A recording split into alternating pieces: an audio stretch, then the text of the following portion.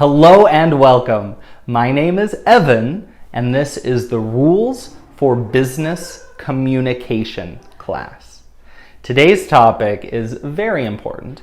It's hospitality. The hospitality industry is one of the most important industries for many of my students. So, we're going to discuss all of the vocabulary and grammar that you need to know to work in the service industry.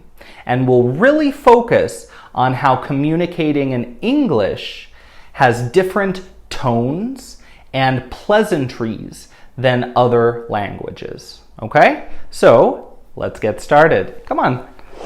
Okay, this is the hospitality vocabulary. Okay? When I say hospitality, I also mean the service industry. Okay? Service industry. What is that? That would be serving at a restaurant or a tourist agency or some other business where you serve the public.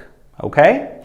Now, in a service industry, the most important idea is customer service. Customer service. How do you work with the public? Okay? In America, we have an idiom, service with a smile. Service with a smile. Some countries don't smile very much, but most English-speaking countries, service industry workers always smile. So, in this class, we'll talk a lot about how to work with the public, all right? But just know that cultures are different, okay? And customer service is different depending on where you are, okay? So it's always important to understand what is the customer service standard for your current country. Okay? Now, to help a little bit with this, we have a special dialogue, a conversation that I want you to watch. Okay? So, let's watch our customer service conversation. Hello, can I help you? Where can I get a taxi? Sorry, there are none available at the moment. When will they be available? I can schedule a taxi for this afternoon. How long will I have to wait? Is 4 o'clock okay? That will be fine. What's the address? I'm staying at the Green Park Hotel. I see. It's on the corner of Highgate Road and Millfield Lane. That's correct. Could I know your name, please? Yes, it's Kate Brown. B-R-O-W-N. Kate Brown. Got it. Please take a seat. The car will be on its way. Okay, so we just watched the video. It was short, it was simple, but I think it's a good example of respectful and formal communication. So, for example, the worker asked, "How can I help you?" All right? Now, "how can I help you" is a very standard pleasantry, okay? Meaning that's how you would greet someone and ask for information. Okay? So you do not say, "What do you want?" Right? You would say, "How can I help you?" Okay? All right? And of course, other pleasantries, you probably know them. "Excuse me," "Pardon me," "I'm sorry, but," you have sir and ma'am. "Yes, sir," "Yes, ma'am." Okay? And probably the biggest one, what I really want to highlight for today before we move into grammar is could questions. So the worker did not say, "What's your name?" Right? That is more informal. Instead, she said, "Could I know your name, please?" Okay? "Could I know your name, please?" Another option, "Could you tell me your name, please?" Okay? So that's the main focus of what we just saw. I want you to think about how you can change direct questions into could questions. Could you give me the blah? Could you tell me blah. Could you show me blah? Okay? That is a very easy way to make sure that all of your communication is formal and businesslike using could sentences. Okay? So I think that video is a good example of that. Could I know your name, please? Could you tell me your name, please? Okay, so that's all I wanted to really focus on for that. So now let's move on to some more specific grammar. Okay, welcome to the grammar section. Now, this is one of the most important grammar topics for this class, the verb tenses. I didn't want to start with this. I wanted to build our vocabulary first. But now, let's go into exactly what are the tenses? What are the aspects? How can we use them? Okay? So, everyone, as you can see, in English, like in many languages, we have three tenses only. We have past, present, and future. Okay? Past, present, future. Many languages have three tenses. Some languages have 5 tenses. Some languages have 0 tenses. It depends. But a lot of the Western languages, European languages, will have 3. Okay, so past, present, future. I don't see many problems with past, present, future. Instead, I see problems with the aspects of a verb. Okay, we have 4 of them. Simple, perfect, continuous, and perfect continuous. Okay? So that's where people have some difficulties and that's where they make mistakes. Okay? So just to clarify, tenses mean the time. What is the time for the verb? Okay? And aspects describes the type of action. The type of action. Okay? Is the action long or short? Is the action repeating? That kind of stuff. Okay? So tenses, I think we're okay. Aspects are a little tricky. So what I want to do with you is I want to fill out this chart. Okay? I think this chart will help us recognize the verb forms. Okay? So first, we have ing. ing. Which verbs have ing? Continuous? Continuous. So let's build our chart, and we must have ing for all the continuous, okay? And, okay, so the first one is continuous equals ing, always, okay? Now we have perfect. Perfect means H, right? Have, has, and had, okay? So if you see the H word, that means perfect. Okay? Perfect, perfect. So, had, has, let's keep it as have. Okay? And, again, had, okay, has, and have. All right. So I'm filling out the chart right now. Okay. So this is basic. So again, perfect is H. Continuous is ing. Simple is nothing. No H, no ing. Okay? Now, there's one more to practice, the future. Okay? Future is always will. Okay? Sometimes people say shall in the future. That's very British. As an American, I don't use that, and it's not very common even for British people. So for us, let's just focus on will, okay? So all of the future will have will, okay? Will, and will, and will. Okay, boom. All right, so now we are going to choose a verb, okay? And I'm going to fill in the verb for the whole chart. All right, so I think an easy verb could be play, right? So let's do play. So I'm just going to fill in play, okay, play, and then for all of these, play, play. All right, and again, So with continuous, playing, okay? Play and play. Okay. All right, not bad, not bad. Okay, so now we are going to,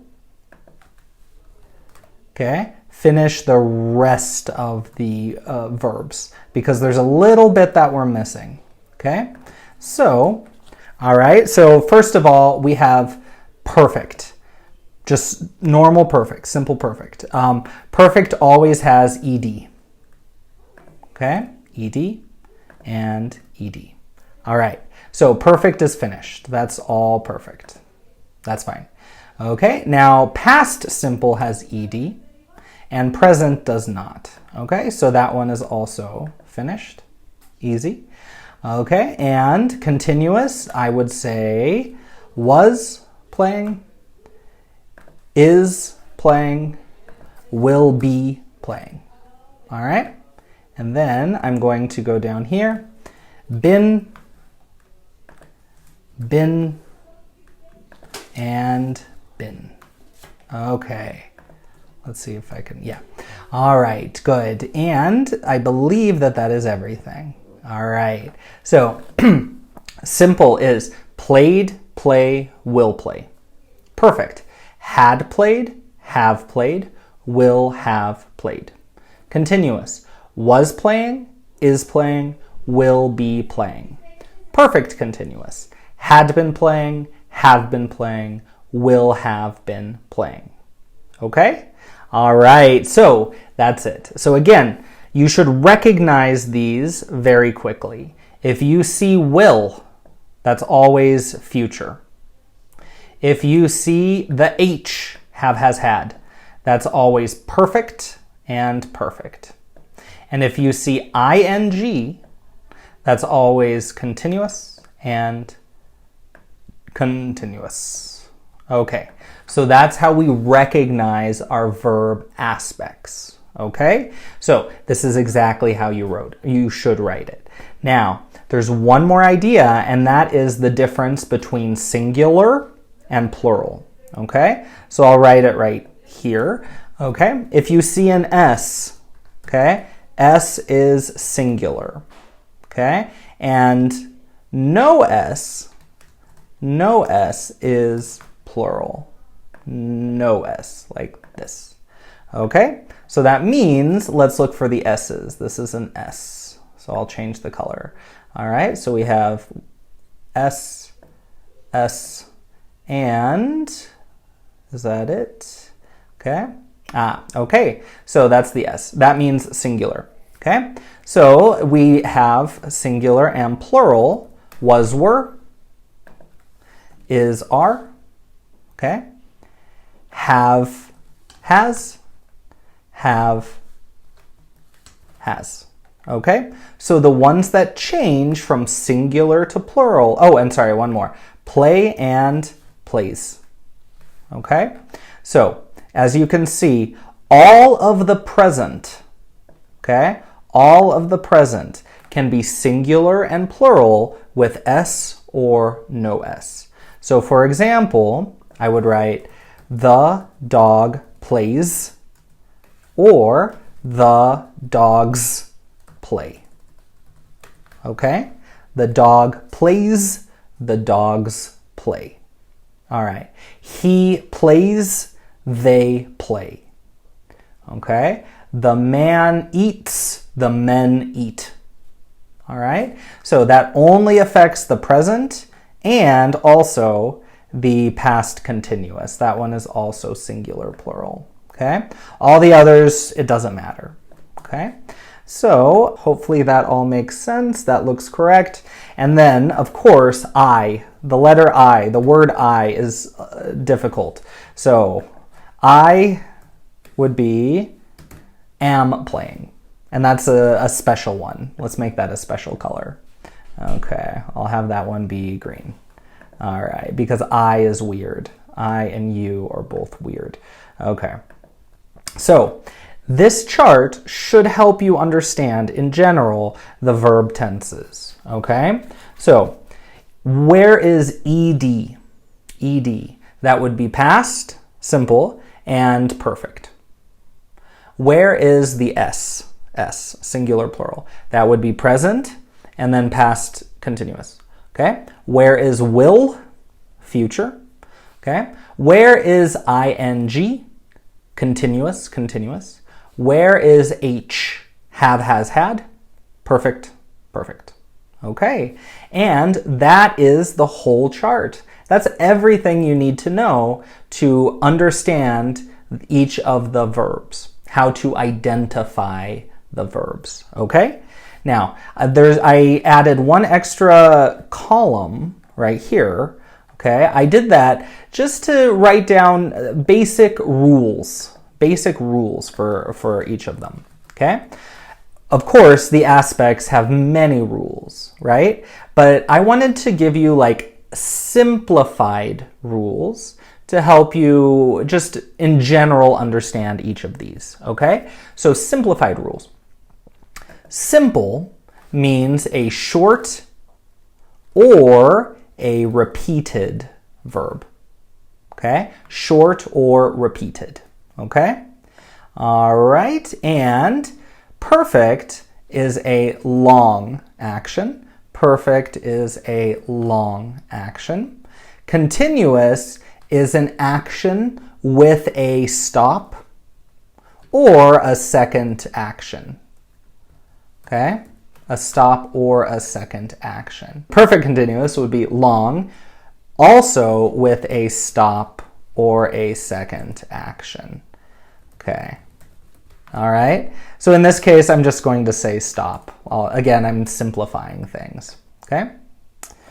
So the quickie rules to remember. Simple, short or repeated. Perfect, long. Continuous with a stop. And perfect continuous, long and stop, okay? So if I use past as an example, okay? I watched TV. Simple. I had watched TV for 6 hours. Okay? That means it's long. Right? We can see that it's long right there. Okay? I was watching TV when my electricity stopped. Okay? That means that there's an end. My electricity stopped, my TV stopped, right? So that's why it's continuous, because there's a stop or a second action. And then, perfect continuous, I had been watching TV for 6 hours when my electricity stopped. Okay? That means it's long and there's an end. Okay? And those are the 4 sentence examples, just to show really, really basic rules for how to understand your verb aspects. Okay? I watched TV. It's simple. One time. It's short. Okay? I had watched TV. Okay? It's long. How long? 6 hours. That's very long. Okay? I had, right here, again, 6 hours. Okay? And then I was watching TV, okay, when my electricity stopped. Had been watching when my electricity stopped. Okay, so hopefully you can see all of the parts here. Okay, what word means long? 6 hours. What word means stopped? When my electricity stopped. Okay, so that's how we use them in general. Of course, there are other rules, but these are the basics. Okay, so I hope this chart, I know it's not everything, but I think it's a good example of how to really understand, 1, how to identify the verbs, and 2, how to use them in their basic rule. Okay, all right, great. Let's move on to a little more verb practice. Let's take a break from examples to talk about exactly what the hospitality industry is. I probably should have started with this, but I wanted to do the vocabulary and some grammar stuff first, okay? But it's important to know the exact definition. Okay, so the hospitality industry, right here. It's a broad category of fields within the service industry. That includes lodging, food and drink service, event planning, theme parks, and transportation. It includes hotels, restaurants, and bars. Okay? So, and especially hotels, some English classes call this topic hotel English, right? Let's learn some hotel English, which is, again, focusing on polite phrases, formal language, answering questions, stuff like that, okay? So when we think of hospitality, we think of hotels. That's lodging. Hotels, apartments, bed and breakfasts, right? Places to sleep. Food and drink would be bars, okay? Event planning, that would be like weddings, funerals. Theme parks like Disneyland, Universal Studios. And transportation, like in the example video we saw. So car rental, for example. Okay, so all of this, you are serving a client. That's what the hospitality industry means. You are serving someone, giving them food, drinks, or sleep areas. Okay, so that's the definition. Okay, that's important to know. Now let's continue. As always, we'll end with a little activity. This time, again, focusing on common phrases and how to say them correctly. Okay, so these phrases are informal. They work in some settings, but this is business English, so we're going to do the formal business version of these phrases. So first of all, hi. Hi is very standard, but in a business setting, the best answers are boom, good morning, good afternoon, and good evening. Do not say good night in English because that only means goodbye. So you can't greet someone with good night. You can say good night if you mean goodbye, but not if you mean hello. All right? So you would only say good morning, good afternoon, or good evening. Next, this one. What do you want? What do you want? So again, that's very informal. We do not do that for business English. Instead, we would say, how can I help you? Or, for the first time, how can I help you? And then afterwards, do you need anything else? Do you need anything else? All right? And then next one, what's your name? Tell me your name. Again, that's acceptable, that's okay, but it is a little informal. So instead, we can say, could you? Remember, could you? Could you tell me your name? Tell me your name. Could you tell me your name? And then the last one, give me, right? Give me your ID. Again, you could use could. Could you give me your ID? Could I see your ID? All right? So try to think of all of the standard greetings, questions, and requests that a service person would say, and then try to think of a better, stronger, more business-like way of saying that. Okay? So that's the trick for hospitality. This whole class, all day today, we're talking about hospitality or the service industry. And especially if you're dealing with service with customers, you have to be as formal and polite as possible. All right? So always think of your synonyms that are formal and businesslike. That is the end of our class. Wow, we did a lot of stuff today. I hope you remember all of the new words and the new grammar topics, okay? Please take notes when you watch these videos, re-watch sections that you have problems with, and I hope you remember everything for our next class. Great job, and I will see you next time.